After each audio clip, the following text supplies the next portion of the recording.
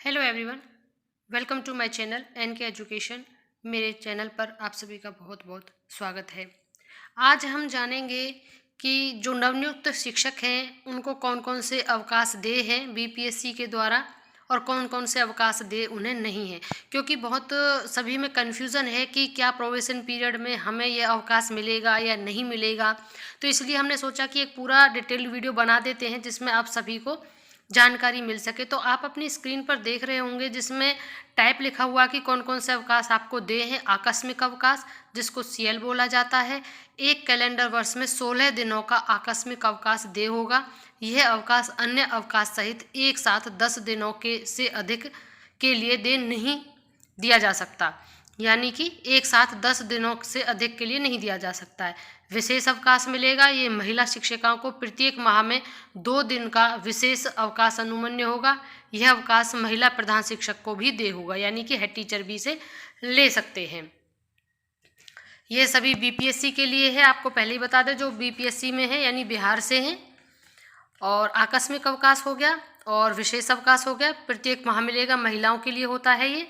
उसके बाद इसमें जो महिलाओं का विशेष अवकाश है वो हेड जो महिला होंगी उनको भी दे होगा। आगे बात कर लेते हैं पॉइंट नंबर 3 पर, मातृत्व अवकाश, जिसको मैटरनिटी लीव बोला जाता है। इसमें महिला शिक्षक का जो होंगी वो 180 दिन की मातृत्व अवकाश की हकदार होंगी, यानी 180 दिनों का उनको मैटरनिटी लीव मिल जाएगा। और अवकाश का लाभ मात्र पहले 2 संतानों के लिए ही होगा। अगर बच्चे 2 से ज़्यादा हैं तो पहले जो 2 बच्चे हैं उनके लिए ही आपको सीसीएल मिलेगा। यह अवकाश महिला प्रधान शिक्षक को भी दे होगा, यानी महिला हेड टीचर को भी यह दे होगा। अब है अगला हमारा पितृत्व अवकाश, यानी पैटर्निटी लीव, जो कि फादर को दी जाती है। इसमें अब ये क्लियर हो गया है आपको 180 दिनों का मातृत्व अवकाश किस प्रकार मिलेगा। तो हम आगे बात कर लेते हैं पितृत्व अवकाश पर। यह पुरुष शिक्षक 15 दिनों के पितृत्व अवकाश के हकदार होंगे, यानी जो मेल टीचर्स हैं उनको केवल 15 दिन का मिलेगा और पितृत्व अवकाश का लाभ मात्र पहले 2 संतानों के लिए ही होगा और पुरुष हेड को भी यह मिलेगा। फिर चिकित्सा अवकाश, एक कैलेंडर वर्ष में 20 दिनों का चिकित्सा अवकाश चिकित्सा प्रमाण पत्र के आधार पर अनुमन्य होगा। पूरी सेवा अवधि में कुल 120 दिनों तक ही चिकित्सा अवकाश संचित होगा। किसी भी एक कैलेंडर वर्ष में है यह अवकाश 90 दिनों के लिए एक साथ लिया जा सकेगा। इसे आकस्मिक अवकाश के साथ पूर्व या पश्चात जोड़ा जा सकेगा। क्लियर है। अब यहाँ पर अर्जित अवकाश, अर्न लीव जिसको बोलते हैं, शिक्षकों को प्रथम 2 वर्ष की सेवा के उपरांत प्रत्येक वर्ष के 11 दिनों की छुट्टी अर्जित करते हुए अधिकतम 120 दिनों तक संचित होगा और 120 दिनों से अधिक अर्जित अवकाश स्वतः समाप्त हो जाएगा। I hope that's clear. ये 120 दिनों से अधिक अर्जित अवकाश स्वतः ही समाप्त हो जाएगा, इससे अच्छा है आप उसे कंज्यूम कर लें। आगे है अध्ययन अवकाश, जो स्टडी लीव होती है। शिक्षक को उनकी सेवा अवधि में अधिकतम 3 वर्ष के लिए अवैतनिक अध्ययन अवकाश अनुमन्य होगा। ध्यान रखें, 3 वर्ष का मिल तो जाएगा लेकिन अवैतनिक है। अवैतनिक मीन्स आपको सैलरी नहीं मिलेगी।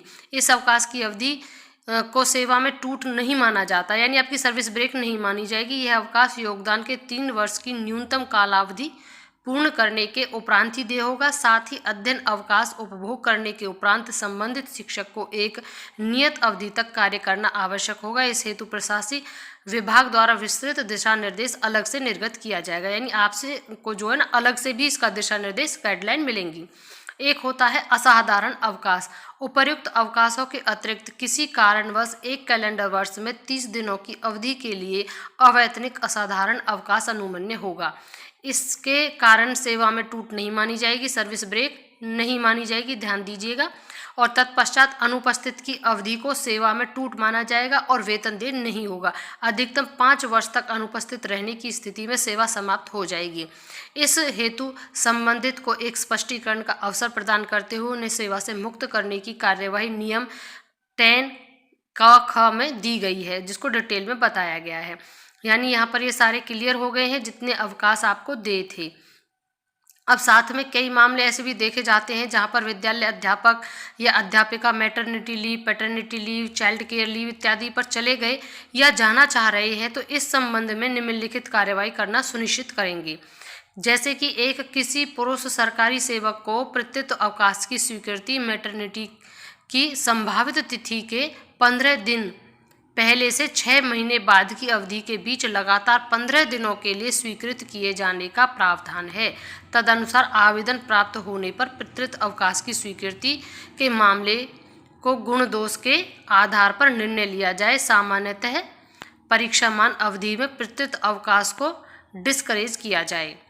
अब यहाँ पर आपको जब मैटरनिटी का ले रहे हैं उसमें ही 15 दिन पहले आपको अप्लाई करना होगा। ये प्रावधान होते हैं, लीव सभी मिलती है लेकिन किस प्रावधान किस प्रोसीजर के तहत मिलेगी वो जरूरी होता है। स्क्रीनशॉट भी ले ले क्योंकि इतनी नियम है तो जो मैं ओरली बता रही हो सकता है वो याद ना रहे, इसलिए स्क्रीनशॉट लेते रहें। यहाँ पर आपको ध्यान रखना प्रत्युत अवकाश का डिस्करेज कर दिया जाएगा। दूसरा है महिला सरकारी सेवकों को मात्र 2 संतान के लिए मातृत्व अवकाश की स्वीकृति दी जा सकेगी जो अवकाश प्रारंभ होने की तिथि से लगभग 180 दिनों तक की होगी। ये क्लियर है, मातृत्व अवकाश का 2 संतानों के लिए है, वो भी फर्स्ट जो शुरू की 2 संतानें हैं। और आगे है बिहार सरकार वित्त विभाग के पत्र संख्या, यहाँ इन्होंने पत्र संख्या दी हुई है 640 दिनांक कितने के जो बिहार सेवा है द्वितीय संशोधन किया गया है उसमें शिशु देखभाल छुट्टी साधारणतः परिवीक्षा अवधि के दौरान मंजूर नहीं की जाएगी। यानी अगर आपका प्रोबेशन पीरियड चला हुआ है तो आपको सीसीएल नहीं मिलेगी, प्रोबेशन पीरियड में सीसीएल दे नहीं है। बिहार सरकार के विद्यालय में 6 दिवसीय कार्य व्यवस्था है, इसलिए विद्यालय अध्यापक को प्रत्येक कैलेंडर वर्ष में 16 दिनों का आकस्मिक अवकाश अनुमन्य होगा, परंतु नियुक्त वर्ष में जितने महीने इन्होंने काम किया हो उतने महीने का समानुपातिक आकस्मिक अवकाश ही अनुमन्य किया जाएगा। यानी उतने महीने का ही समानुपात में काम किया जाएगा। 16 दिनों का आकस्मिक अवकाश अनुमन्य होगा। 16 आपको सीएल मिलते हैं, उसी के समानुपात आपको यह अनुमन्य कर दिया जाएगा। तो आगे जैसे कि अब ये है तीसरा 12, इस सभी पॉइंट क्लियर हो गए हैं। अब देख लेते हैं हम अपना 4th, जो कि हमने क्लियर कर ही दिया है, आकस्मिक अवकाश को लेकर है वो। बाकी मातृत्व अवकाश, पितृत्व अवकाश, शिशु देखभाल अवकाश, उपार्जित अवकाश, वैतनिक अवकाश हैं। इसमें भी कई बार कंफ्यूज रहते हैं कि ये जो अवकाश है ये अवैतनिक तो नहीं है। अवैतनिक नहीं, वैतनिक है, यानी आपको इन अवकाशों में वेतन मिलता रहेगा, परंतु भत्तों का भुगतान सरकार द्वारा निर्गत प्रावधानों के अनुरूप किया जाएगा। जो भत्ते हैं वो सरकार के प्रावधानों के प्रोसीजर के अधीन होंगे। आगे है बिहार जो सेवा संहिता के नियम 152 के अनुसार छुट्टी का अधिकार पूर्वक दावा नहीं किया जा सकता। यदि लोक सेवा के नितांत आवश्यक हो तो छुट्टी स्वीकृत करने हेतु सक्षम प्राधिकारी अपने विवेक से किसी प्रकार की छुट्टी को अस्वीकृत या रद्द कर सकते हैं। ये क्लियर है। बाकी जो एब्सेंट पाए जा रहे हैं उनकी एब्सेंटी स्टेटमेंट इस प्रकार के परफॉर्मा पर दी जा रही है। ये हमने आपको बताया था कि किस प्रकार से सभी चल रहा है कि निरीक्षण पे निरीक्षण हो रहे हैं, इसीलिए अब हमने आपको पूरा कौन कौन से अवकाश आपको दे हैं, कौन से आपको दे नहीं हैं, जो दे हैं उनमें क्या प्रोसीजर अपनाया जाएगा वो सब हमने आपको डिटेल में बता दिया। ये बाकी का एब्सेंटी का पूरा डिटेल है, उसका स्टेटमेंट है।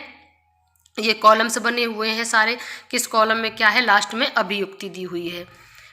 जो भी आपको अभियुक्ति देनी होगी, नेम, मंथ, ये अभी कुछ दिन पहले आया था कि अगर कोई पाया जाता है तो उसका तुरंत वो दिया जाएगा ब्यौरा, और ये डीओ प्रधान हेड के द्वारा जाते हुए बीओज और डीओज के माध्यम तक जाएगा। अब अवकाश की स्वीकृति कैसे कैसे होगी ये भी देख लेते हैं।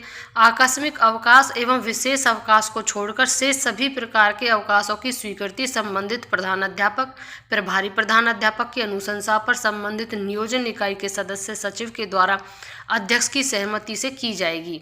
ध्यान से सुन लीजिएगा और स्क्रीनशॉट भी ले लें। आकस्मिक अवकाश पर विशेष अवकाश की स्वीकृति संबंधित विद्यालय के प्रधानाध्यापक के द्वारा दी जाएगी, यानी कि हेड के द्वारा दी जाएगी। वो संस्तुति करेंगे तो आगे चलेगा वो। इस प्रकार से ये आपकी स्वीकृति का होता है। और जो CCL वगैरह होते हैं उनको डीओज करते हैं, हेड उनको फॉरवर्ड करते हैं और उसके बाद वो बीओज पे जाती है, बीओज के बाद वो डीओ पे जाती है और डीओ ही उसको स्वीकृत करते हैं। तो मिलते हैं नेक्स्ट अपने सेशन में, बने रहिएगा हमारे चैनल के साथ, सब्सक्राइब जरूर कर लें। Thank you and thanks for watching.